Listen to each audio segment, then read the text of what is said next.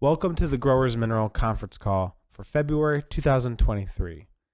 This month, Zach Smith and Matt Gooding go through some of the research Matt has come across, go through a presentation talking about the benefits of foliage feeding. The PowerPoint and visual aspect of this presentation are obviously missing in the audio format. So if you'd like to see that, head over to our YouTube channel at Growers Mineral on YouTube to see the full presentation. If it's your first time listening to the Growers Mineral podcast, we would love it if you subscribed for future episodes. These are recorded live on the second Thursday of every month. So if you'd like to tune in live, feel free to check out our website, growersmineral.com, for more information. Anyway, over to Matt. So basically, Zach, I was going to take them through just a little bit of water chemistry and a little bit of background before I got to the foliage feeding thing. Just because, that's part of foliage feeding. So, Let me run this idea by you. Since April's picture is this basically the same experiment, just the second trial, the one with 2 sprays instead of 1, why don't we group them together tonight if you're able to do that? Yep. And then in It's April, which will be our final conference call until September, I would like to cover some of the stuff I did with the Salesforce and rhizophagy and stuff like that. Okay. Yeah, I have 12 slides and that's in there anyway because I felt we should redo that anyway. So yeah, no, Okay. We're on the same page. Excellent. Yeah. Thank you. That's very helpful. Yep. Agreed. Now so I'm going to be totally blanked out to numbers and any questions. So I'm totally dependent on you because I'm on this PowerPoint. That's fine. I'm going to get people to interrupt us if they want to. Anyways, we'll try to have a time that we can encourage some questions. I think well, somebody types it in, you're good. I'll check. I'll keep an eye on the chat. Actually, there's one there now. Sure. Yep. Good. They're probably trying to tell us to shut up. Probably. No, it's Russ offering to host for me so he can admit people so we can get started. So I'm just gonna make him host and then I'll get us going. Very good. It's Rick. There it is.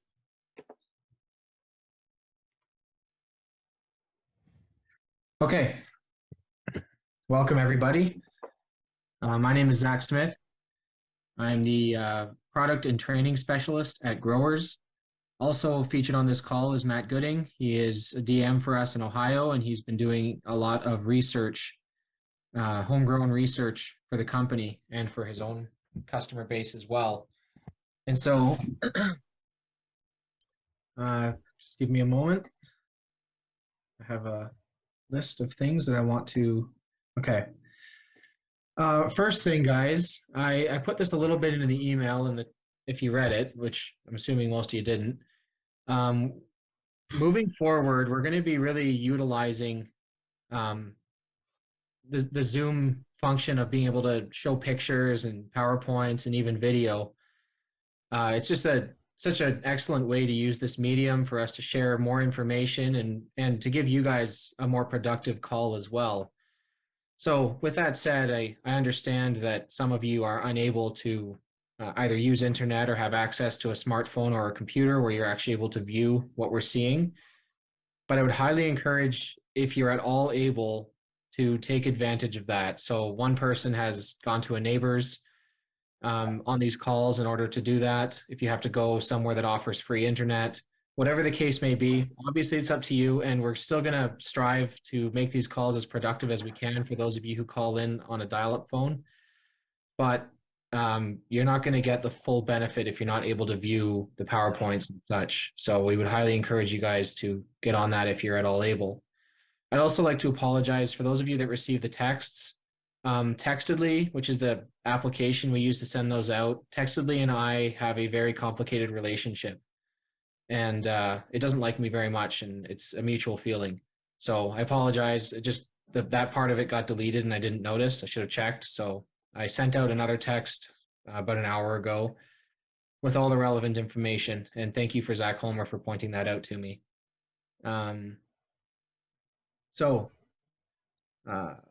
Before I intro what we're actually going to cover today, just a few logistics and housekeeping. If you want to unmute yourself, please at any point ask a question. If you have to interrupt us, that's okay. It's *6 if you're on a dial-up phone, or you can click the little microphone in the bottom left of your screen if you're on a smartphone or a computer.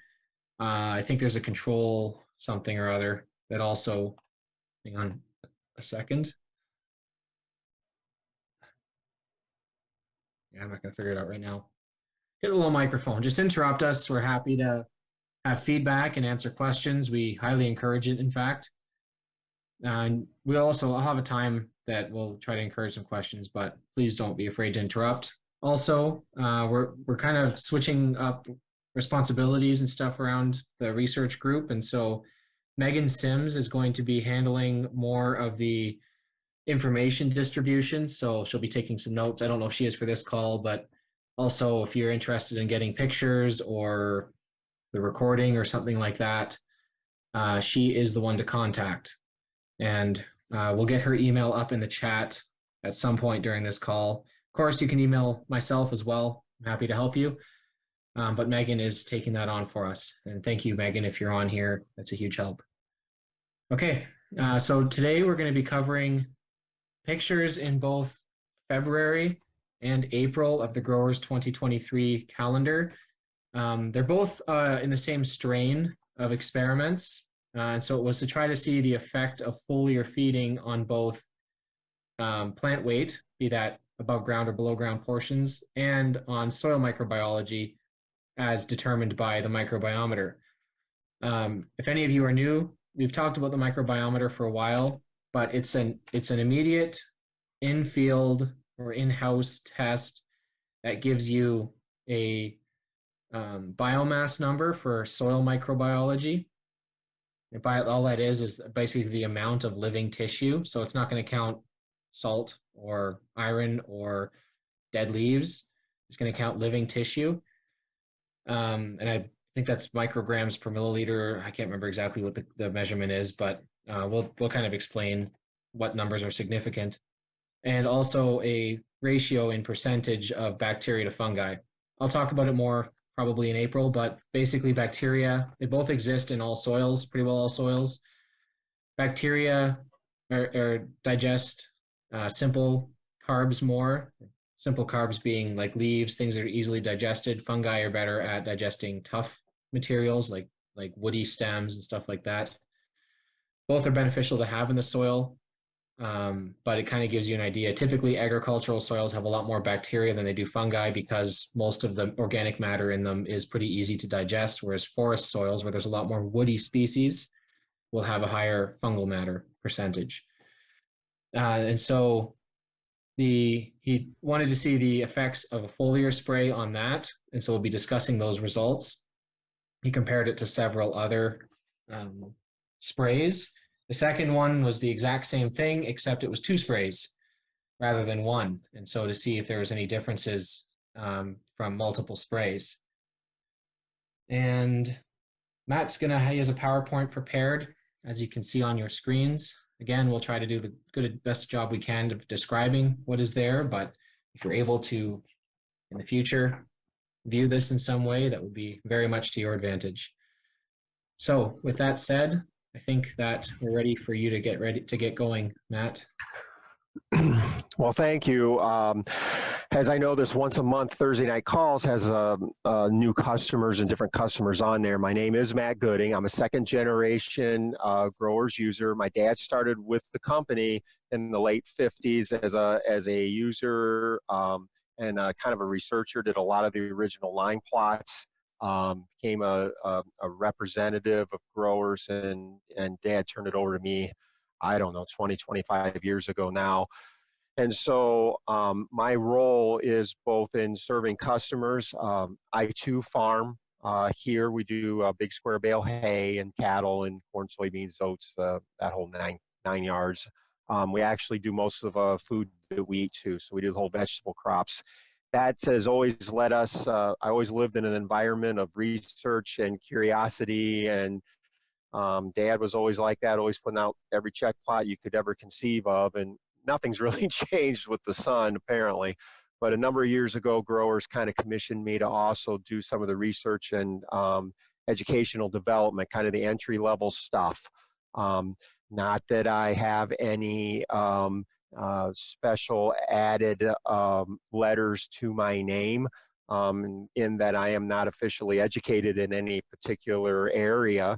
I do have a kind of a curiosity for everything. And so how I'm commissioned is just to put together different experiments, research plots, educational material, things to create aha moments and discussionary pieces. That's kind of my role. And so for foliage feeding, I can remember when we would do foliage feeding check plots when I was a teenager, we would see anywhere from 2 to 13 bushel to the acre on soybeans. I can remember anywhere from 2 to 23 bushel on corn. In any of the check plots that we did over the years. That would be your rough averages. And the variances of why it was so varied back then, we've learned a lot as to why that was. And so, we want to talk about some of these things. Some of these things in terms of what makes foliage feeding successful. And the reality of it is we would see some net results. Some of the early stuff I did maybe 20 years ago, we had a customer that would spray, I got a chart up here that he'd spray 6 gallon of growers, a total of 6 gallon of growers on his apples in 3 different applications. And we would go out and actually pull the apples. He would pick apples from where he sprayed and where he didn't, that 6 gallon of growers for the whole season on apples. And we were just amazed when I would take these apples home and I would dry them in a special way and send them off to a lab that could do this, and they would actually see what the elemental analysis was of that dried apple, both where it was and where it wasn't. And we were astounded. Those of you who can see the chart, you'll see the protein is basically 30% more.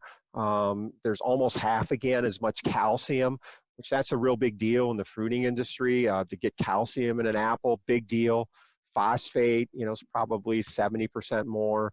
Potassium would be about equal, but the trace elements would always be higher. We always see whenever I would do any sort of tissue analysis, growers against virtually anything else, 9 times out of 10, we're going to win by far the majority of the trace element content. And one of the things with this particular gentleman was the element boron is probably why he used growers until his retirement and getting out of the business a few years ago. He had no parts per billion boron or per million boron in these dried apples and the tissues, but he had 2 parts per million where growers was. And he was just astounded at that because over the whole, both plots, he would always spray the element boron on a couple times a year. So in other words, it took the complexity of what was in growers and its unique ability to be absorbed and rehydrate on those trees and everything to be able to get that trace element in there. That was a really big deal to him. So, a lot of the questions there's a lot of background before you start foliage feeding. And these are some of the things you got to understand. You got to have the right product. And so some of the early stuff that I had seen, and we kind of replicated it once we had a small lab set up here in the farm. Growers had us financed us to put some different things in that we could do things like this. And for those of you who are looking on the screen, you'll see different, across the top, you'll see different Petri dishes with dried fertilizers in them.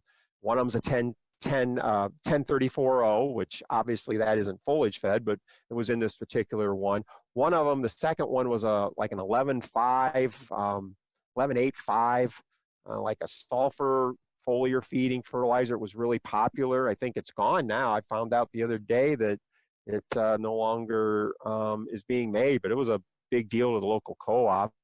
Then we have growers, and then we have a molasses one. And so we have these dried. We dry them in a special little dryer we made. Basically, it's a heat lamp on a, oddly enough, you had to put it on a square foot concrete block to get it to work correctly to dry these things. It's kind of a weird way of doing it. But what I did is I dried them and I wanted to rehydrate them. Because one of the things is, if you're going to go out and foliage feed and you're going to drop this stuff on a leaf, it's probably a percentage of it is going to dry there naturally. And so the question is what happens when it gets resolubilized? Does it go back into solubilization or not? And, you know, we found out pretty quickly the answer is most of them don't.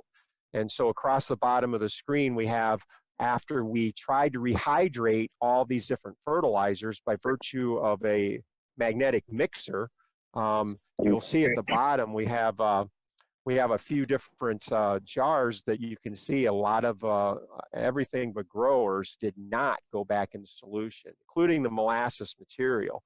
Once dried, it didn't want the different elements in it would separate, and therefore they're not going to rehydrate very well sitting on a leaf.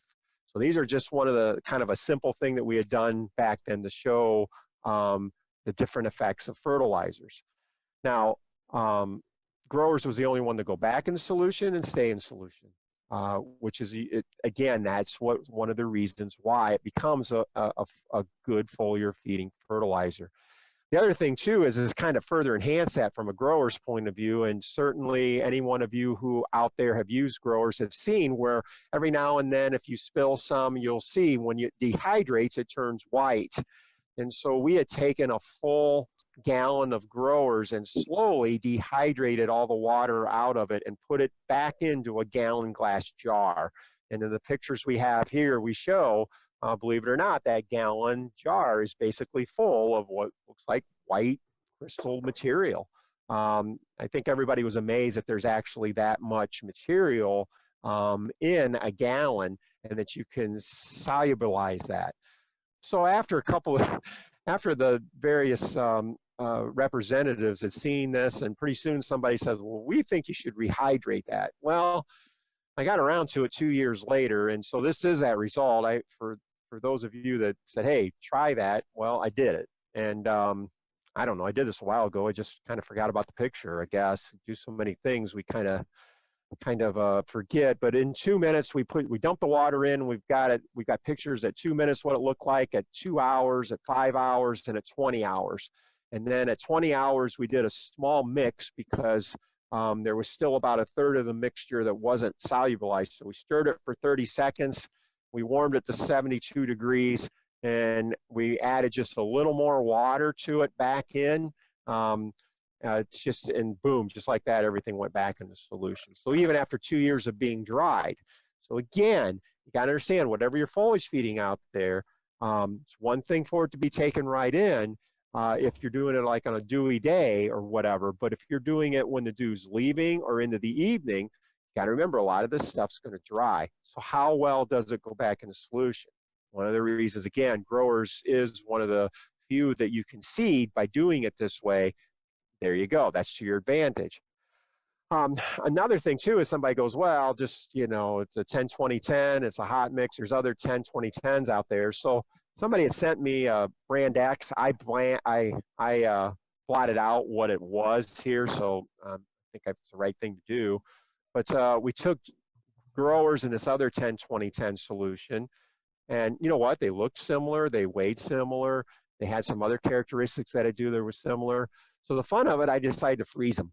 So I froze them to 10 below, these 2 samples of it in just simple little tubs, thawed them out, and then I just basically took the container that they were in and tipped it up on its edge. So when it thawed, we'll see what actually starts to go back in solution as it's falling and falls out of the jar. Well, all of a sudden, the 2 so-called same substances weren't the same substance really quickly. In fact, I turned the jars on over, and you can see the picture in the lower right. Those of you who have pictures, you can see both of these jars with frozen material, once frozen in them, had thawed. And again, not all fertilizers are alike, even though they're the same analysis as what this showed. You can see very quickly a vast, vast, vast difference in the 2 solutions in terms of growers. Basically, as it was falling, was going back in solution and literally drained out of the container upside down. The other one's still stuck on the bottom like silicone. I mean, it was crazy. I just shook my head and go, yeah, there is a big difference in substances. So you're a user, everyone out here is listening, is more than likely using growers right along. So yeah, you know what? You got the right substance, but it still doesn't make foliage feeding successful. And so, you know, you have to understand that availability, and this is a picture of the availability index from our growers cost analysis. You got to understand all these different ones and how they're made does make a difference in availability. And you'll see on this chart that growers is 95% available where other ones aren't. And the next one down falls off the wagon really quickly. The next one's 63% available of different liquid fertilizers and how they're made. So the uniqueness of how growers is made is certainly there too. You got to know that now you got this good substance, but you can sure wreck it with what kind of water you put in with it to foliage feed. And the reality of it is growers is one of the best test solutions for whether your water is really compatible with growers, not only growers, but virtually anything you're putting in that water, whether it's a herbicide, a fungicide, an insecticide, calf milk replacer. I mean, we keep an eye on a number of customers, their water, by just reacting a certain amount of water with growers to see whether there's an issue. Because here's the problem. In this particular picture, those of you who've got to be able to see this, I basically have a pane of glass that I meticulously on top of a stove evaporated 1 gallon of well water that's hard. It's from our well, which has gone totally crazy and has gone worse now than ever. And there's a reason for that I'll share with the representatives here in the next few weeks. But this is when it was good, and it was bad and not good for use in really anything in terms of putting something in this water and using it agriculturally. And what I did is I dried it all out so you could see what that iron and that calcium and that magnesium and the manganese look like dried on a piece of glass.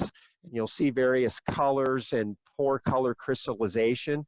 So we meticulously, and this took a lot of time, we took with a razor blade and scraped that dried minerals from that water, which is representative. There's a way of scaling it and measuring it. It's called TDS, total dissolved solids. You run a current through a gallon of water. The higher the current, the more the resistance. It's representative of a number. That tells you how much junk is in your water. And so this is very high TDS water. We scraped that out and we had basically 5 grams of dried material, dried calcium, dried magnesium, dry manganese. And so we tried to take that material and resolubilize it, and we could not do it. I have heated magnetic stirrers in the lab. So it heats the water while there's a magnet that stirs the water, and you can beat the crap out of that water. And you could not get that once solubilized stuff that was in your natural well water. Once you remove the water and try to rehydrate it, wasn't happening at all. And so you can have something as good as growers and have water that isn't good, and you can definitely reduce the value of anything that's going in that water. Growers is a great test solution. We're going to come up with another, I think I'm almost on the verge of another way of improving our growers test kit and making it simpler yet. I think we got a way of doing that forthcoming. So here's why. So here's why I'm backgrounding this. This is a picture of hard well water with growers on the surface of a leaf, okay, on the left-hand side. And you'll see, for those of you who can't see it, it's basically a microscopic picture of what a spray looks like after it's been on a leaf for at least an hour, okay? And what you'll see is it looks like a bunch of dried, white, cottony material on the bottom of a soybean leaf is what it is on the underside, because we sprayed it, well, excuse me, it's on the top side, overhead spray. On the right-hand side, we use reverse osmosis water. And what that is that is water where those salts or that material that wouldn't rehydrate in our hard water is now not there at all. And so now you see where we have something that we're spraying on the growers now, because we know it resolubilizes real well and real easily. We've seen that. We've shown that in the previous pictures, and there's a lot more that goes with that if you ever want to see it. The reality of it is now we're utilizing growers' natural ability to rehydrate. When you have it locked down and laying on that leaf, and you have those other salts that don't want to rehydrate, and it combines with growers and lays on that leaf, it's there for days, sometimes weeks. And it's amazing how long that'll be there. You get this residue that's insoluble, and that's your money just basically laying there, waiting for for weather to maybe break that apart and wash it off and let the biology chew it apart. So that's the efficiency sort of thing. So then we go to this foliage feeding trial. So now, I got all this neat little equipment stuff here, and I always wanted to see exactly the mechanism of foliage feeding. So now we know the background of how to successfully foliage feed, the basics, okay? We've reviewed them. So now we're going to take this in the lab, and we're going to say, how do we show what is the value of foliage feeding? What does it do to the leaf? What numbers will we see? Will we see additional growth? Do we see additional root growth? And now we got this neat little device called a biometer, which basically we can measure in a lab in anywhere from 10 minutes to 20 minutes the biomass of fungi and bacteria. Because we always knew growers, and we've shown this and we've been able to prove this multiple times over now, biology likes growers a lot. And so does foliage feeding increase biological activity? So we devised an experiment where we were able to investigate all these things. And so those of you, again, with the pictures, or I think it's the same picture rough set as in your calendar. Not sure it's the same graphic because we had to change them for the calendar. But that said, what we have here is the first screen is all about the biometer test. So let me set up this test, how we did this. I'm a stickler for trying to get everything equal. I mean, and one of the things we do is we use all the seed used in these tests are from the same cob. In other words, I wanted to check out some of the genetic variations. So the easiest thing is take an open pollinated ear of corn, and the stuff I use is multicolored, but all of the ear will be the same color. So mine is primarily, in other words, I don't have multicolored ears. It's all the same. So it's easy to know that genetically you pretty much got the parents all the pollen. So everybody's alike. So I'm taking kernels from that. And then what I do is I put them in a wet sand mixture, and I put them on a heat pad at like 80 degrees, and I pre-sprout them. In other words, I make sure they're all starting to sprout. I pull them out and I grade them according to their length of sprout before I put anything in for the test. So I'm trying to be as equal as I can across the board there. And so these particular ones were put in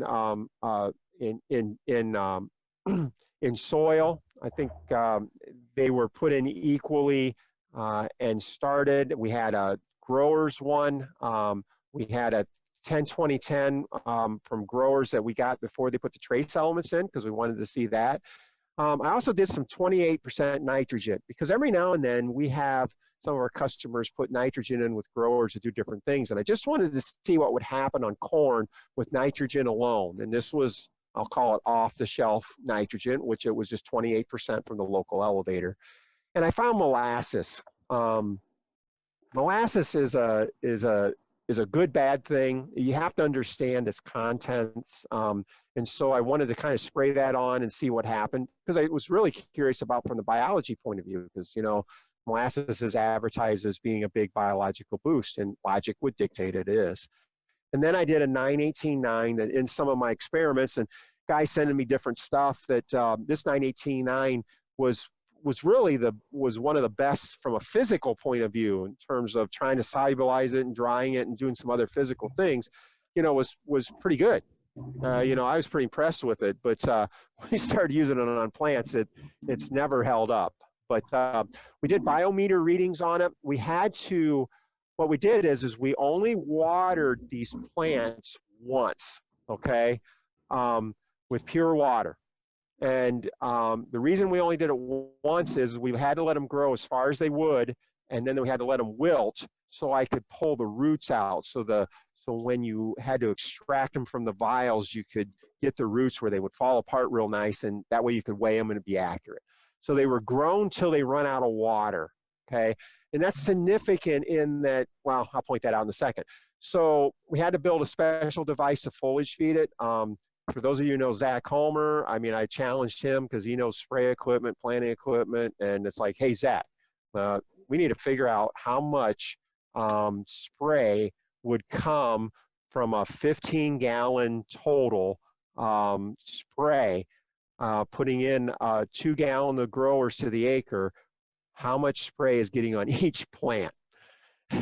And you know, that guy's something else, man. It obviously went, and he processed it, and pretty soon one day I get this email of all the math that he used to get down to it. So then it was my problem to build a device to figure out how to put that amount on a plant uniformly. So we built this foliage feeding applicator, which you see in a picture there, and it's pretty simple. But the reality of it is we're able to get it down. We're pretty accurate here.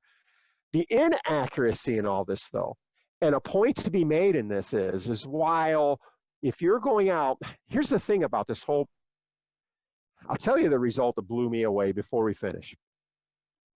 The reality of it is we had always felt that you needed to wait a little while on corn to have more leaf area to make a foliage feeding valuable. And I no longer think that. You know, there was times where Dad would wait till the corn got 8 inches tall, 10 inches tall, foot tall, so there's more leaf area if you're gonna go out and foliage feed, you know. This thing, I mean, these plants were like 4 inches tall when I'm foliage feeding them, okay? And when I'm spraying this, I have it on it's an old freezer top. So I would, even though I'm spraying this, I'm still, to get that diameter of the leaf area, I'm still missing a lot. I mean, of that spray that I'm spraying, you know what? 95% of that is not hitting that leaf. So start thinking about how little that is. It's actually getting foliage fed on this already. In the field, that hits the ground. And eventually through rain and weathering, you're getting value out of the money you spent from that growers.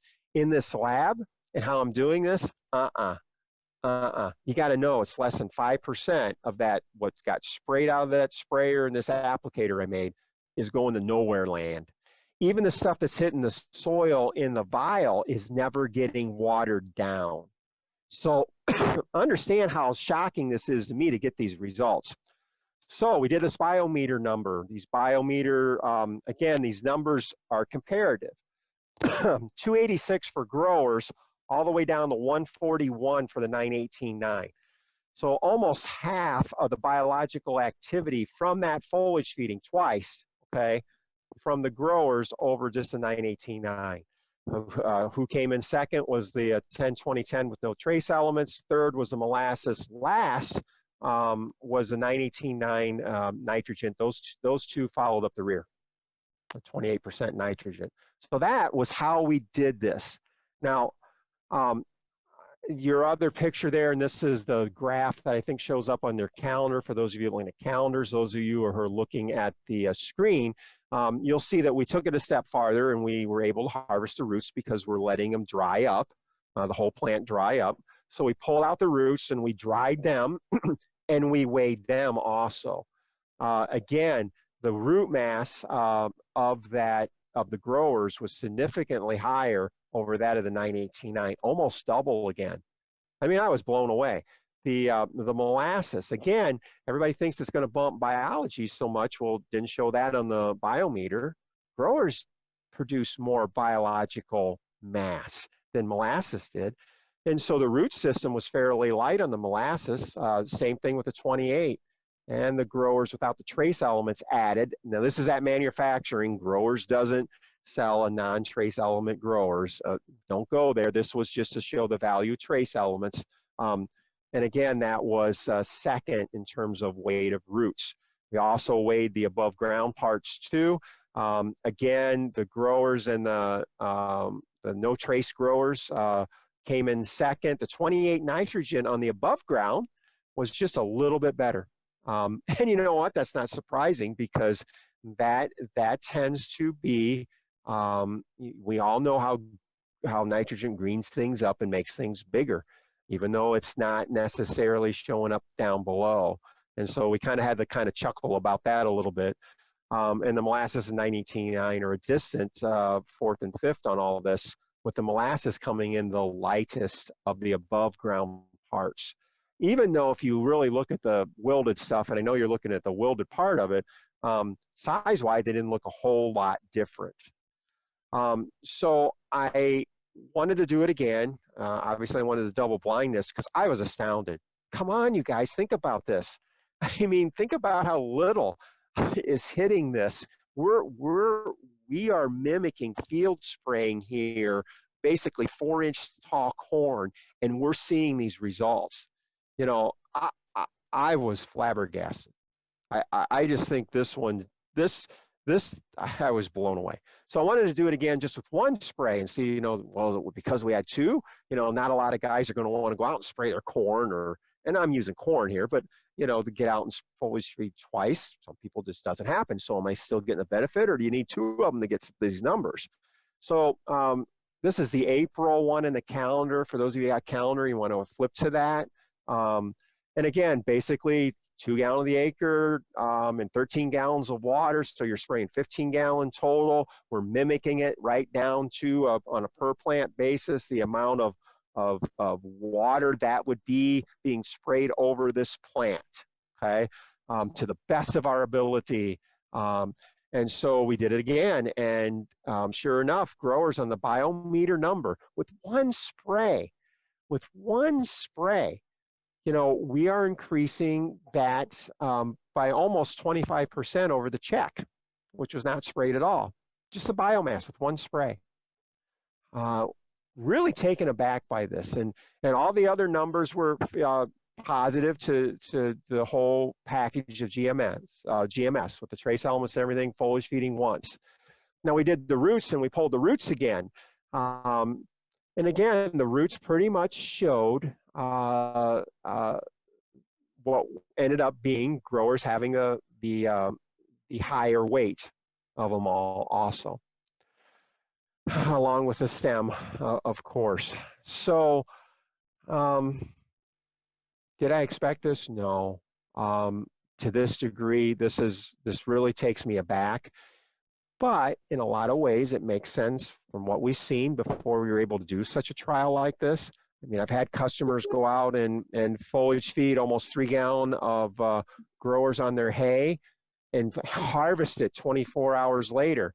And numbers like are going up all over the place on a forage test. Well, that kind of mimics what we're seeing here in a way that we're getting to see maybe why that is. Stimulation of biological activity, putting more nutrition in the plant, more dry matter in the plant.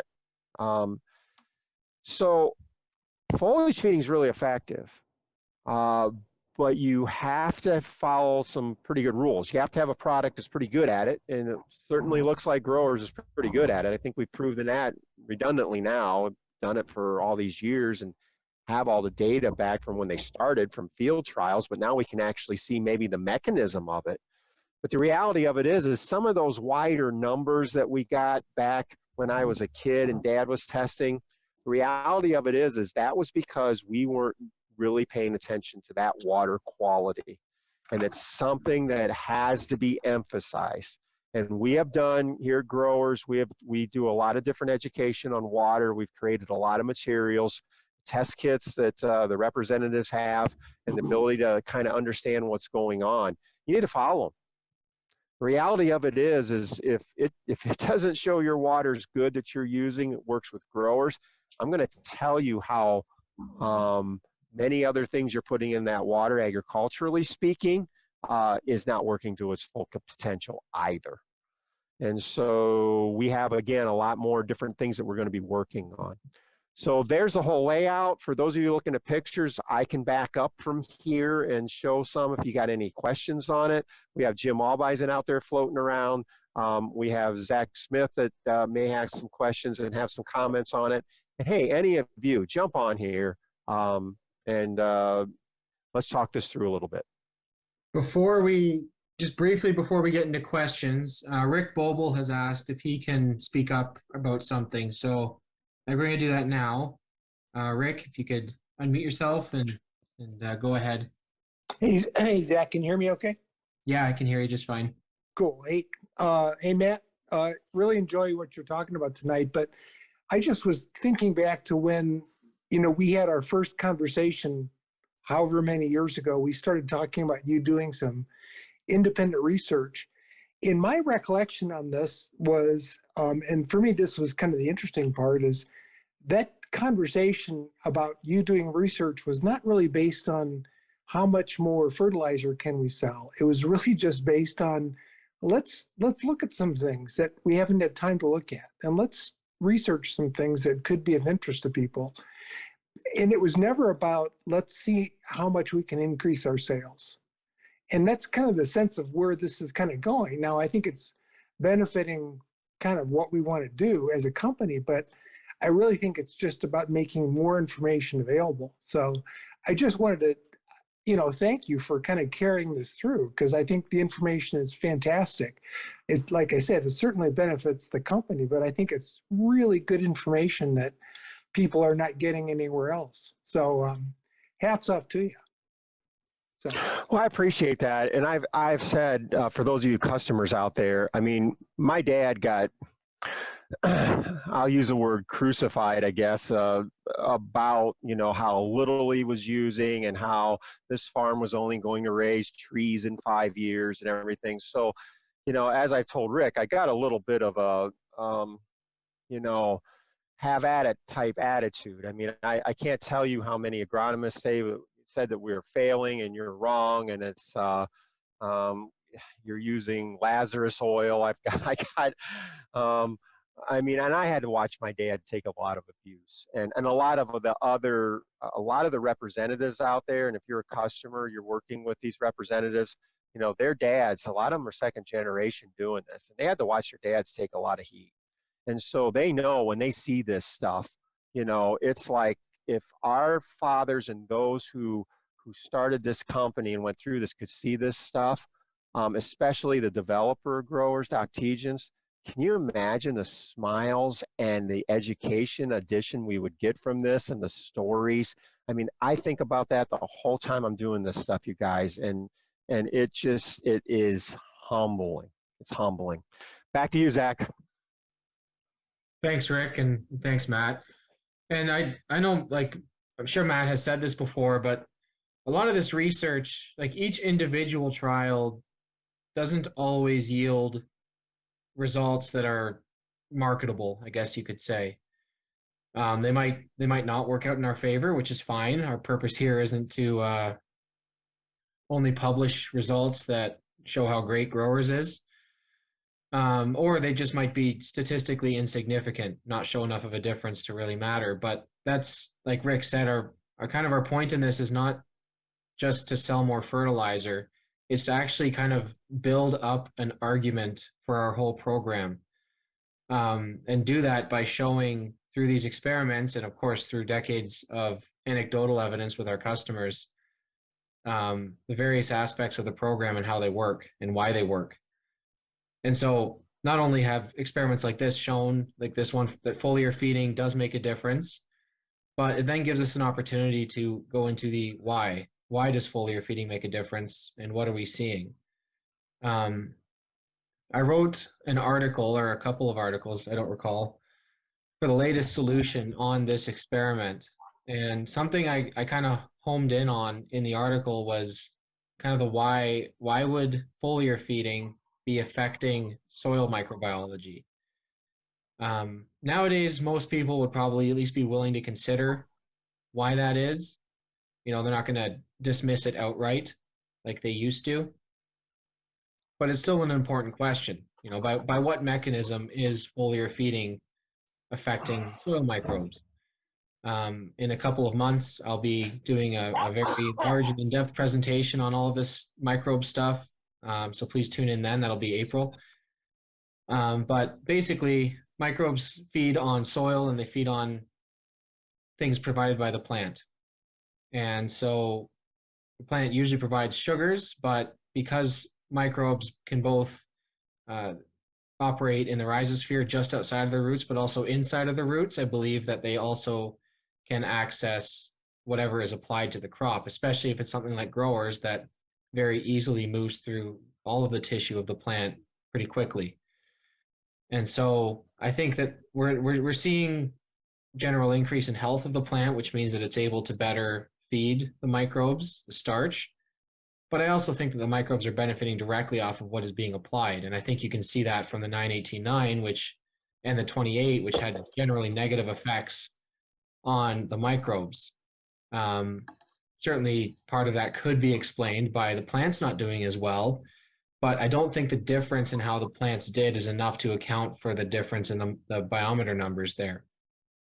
I think that what's happening is you're getting harmful ingredients, or just a massive amount of nitrogen, which is kind of like a steroid to microbes, that's actually harming the communities there.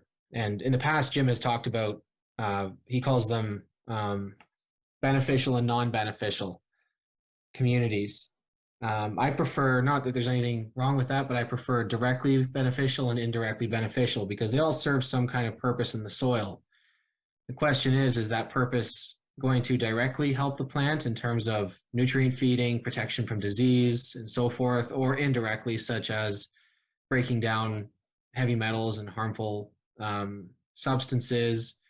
Or are they not even going to be involved in rhizosphere activity at all and just kind of be out in the soil breaking down corn leaves in the middle of the row? And so whatever you apply to the soil, any practice you do in agriculture is going to have an effect on those communities. Any practice, be it fertilizer application, chemical application, tillage practices, certainly the climate in your area. If you have a drought year or too much rain, cold certainly has a big impact on them. Watering, if you're in a place that irrigates. And so just keep that in mind, that everything you do has an effect on these. And the best thing that we can do for them is just to create a habitable and healthy environment for them to thrive in, because whatever communities exist in your soil exist there for a reason. They've become well adapted to the conditions in that soil. And so, if you can just help those conditions rather than constantly work against them, you can really benefit from that, and the plant will really benefit from those communities as well then.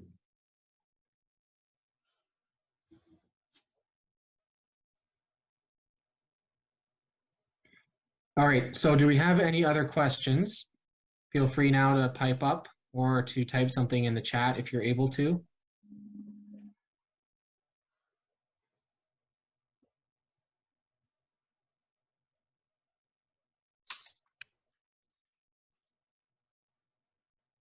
Also, it's Control A to unmute yourself or mute yourself. That's another way of doing it.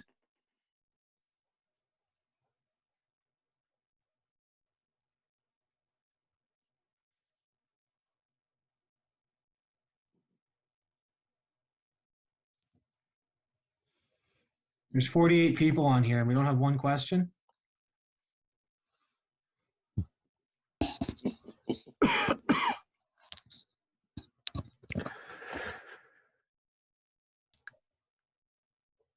Well, let's talk a little bit about bug in a jug then, Zach, and molasses here. For those of you who are customers, we're doing this every Thursday night with some of our representatives, and we're kind of digging into following some of the latest current stuff we're doing as we're going through it. In other words, they get to see the failures as well as so often, so many of these things. You have to figure out how to make it work in an equipment and in an environment in the lab to get the results. That's where a lot of the failures come from. The neat thing is whenever you get those parameters right, and you can feel you can get all these different things in an equal environment so you can get some sort of result, you know what, growers does win a lot.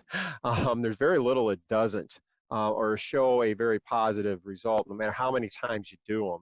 And so that's just kind of nice to know that. I mean, this substance has been around for all these years for a reason. And again, that uniqueness kind of sticks out. This whole thing on molasses, just so you know, I'm using blackstrap molasses. Think of how molasses is made as being a columnizer, much the same way urea and gas and oil is made. You know, like it's kind of like that. Blackstrap is the kind of the bottom of the barrel, so to speak, where usually there's trace elements and potassiums and calcium residue. The heavier elements sink to the bottom, and the lighter molasses has been taken away and used in the world of cooking. And so this blackstrap tends to have some value, or it seems to perceive value in not only the sugars, but there's some elemental aspects, especially calcium. So I was kind of surprised to see how overall in some other experiments I've done also, where you think molasses should pump up this biometer, it doesn't. Now, when you combine it with growers, what's happening is you're not only getting that sugar or that energy, you're getting the substantive value out of growers too. Now, biology seems to appreciate that. And sometimes it's a little more the combination than growers is itself. And these are just things that we've seen in all the different experiments that I've done now. I don't know if I've done this 3 or 4 years now, where I've had this equipment to do some of these things that I've always been curious about. I do have a background in greenhousing. We used to farm 700 acres when I was a kid and run a hydroponic greenhouse. So that's kind of where I get a little bit of my background curiosity and how to set some of these things up. A lot of it comes from what I used to see in the greenhouse and the farm back then. But again, you'll see that, you know, a lot of these bug in a jugs, you know, they're going to vary so much. There's still foreign bacteria going in your soil. I mean, it's foreign, and there's different kinds of them and different things that have different purposes. There's anaerobic ones, there's aerobic ones. There's ones that are great at chewing directly on sugars. There's others that kind of shy away from it. Some of them don't mind being underwater. Some of them don't like that at all. And so you know, the whole big thing is to get this biology out there, so to speak. But some of the stuff that we're starting to work with now, we're realizing that in a lot of ways, it's best to get this growers out here in such a way that we can enhance what you have. And it's the classic aspect of the growers program with the whole aspect of lime and that calcium applications. And so, you know, weaving through this and figuring out how to best economically do this with whatever market you have is constantly our goal. And that's why we're always kind of educating people all the time, not only ourselves. You know, we're still having aha moments. And, you know, Jim Albies is out there somewhere, and I can tell you that he has as many out, you know, he's been at this a long time, and he's gotten to rub elbows with a lot of smart people in his travels. And, you know, this stuff validates and gives him new aha moments and directions, just like it does all of us. For audio, Matt. Okay. Am I back? Either I'm back or I'm not. Oh, you're back now. Oh, well, okay. Maybe it says my internet connection is unstable, so maybe I was didn't hear you. Okay. Well, we are undergoing the wind part of the windstorm that wasn't as big as they said, but it is. I hear some good gusts, so I wouldn't be surprised if I went away. So, but look, you guys, I mean, this whole thing on bug in the jugs and, you know, molasses and everything, you know, yeah, molasses, just like a kid likes sugar, but it's short-lived. And the one thing I'm learning with this microbiometer, the more I mess with it, is I can see where these sugars need to be complexed with something good, just like these bug in the jugs. And it's becoming very apparent that growers is something that can team with these things that are a big deal. It enhances both beneficial aspects of both products. There's no question. And, you know, we find growers does that with a lot of different things out here.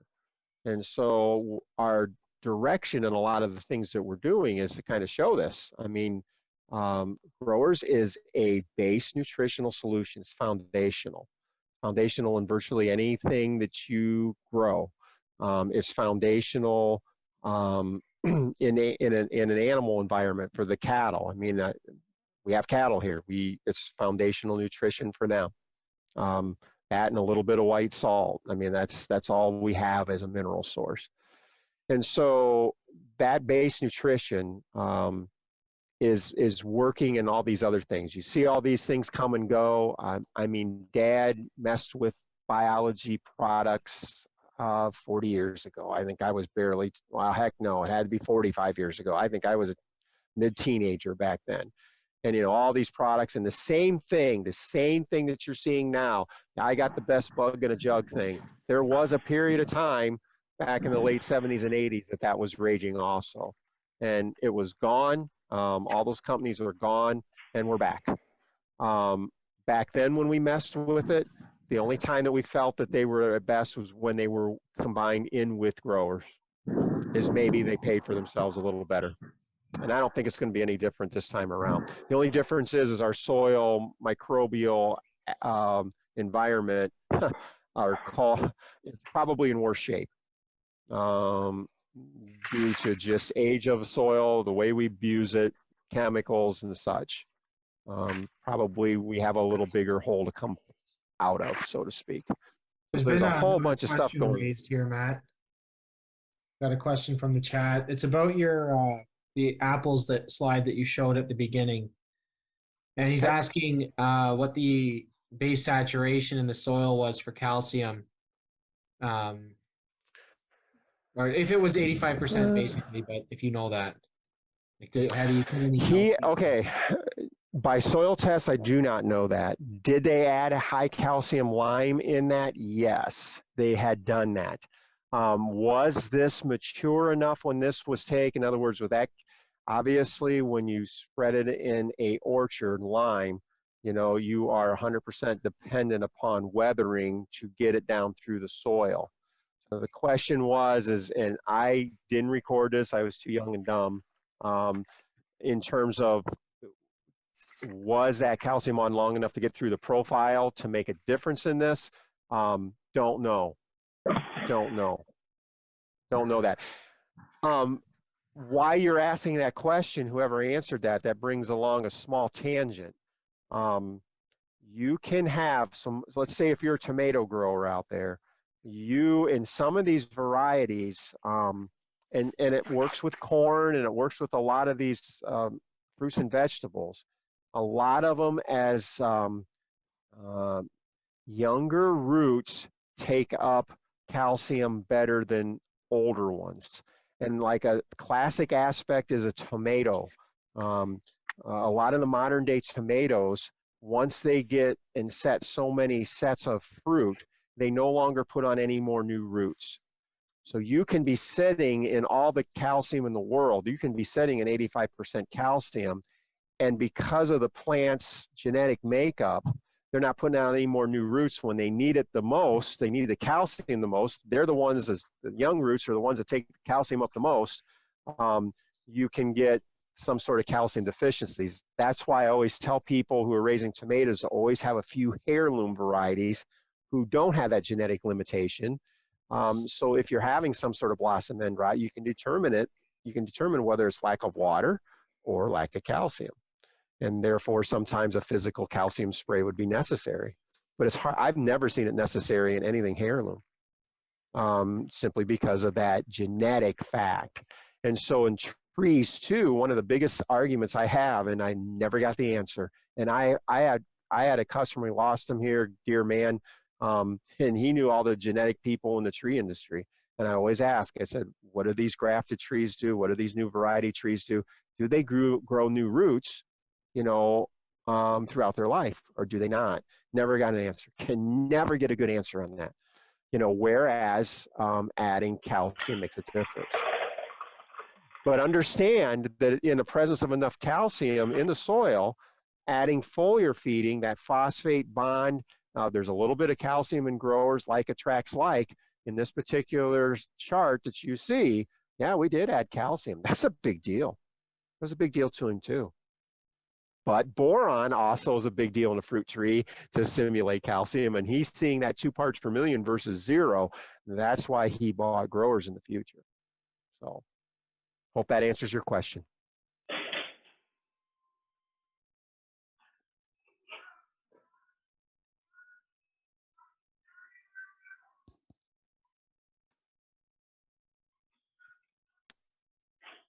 All right, well, if there aren't any other questions, we're pretty well at 10 o'clock. So we're going to call it a night in a minute. Our next call for everybody is going to be on March 9th. And we'll be covering a field trial done by Mike Bolsher. So please tune in on that as well. Thank you, Matt, for everything you put together here and presented on. And I hope everybody has a good night.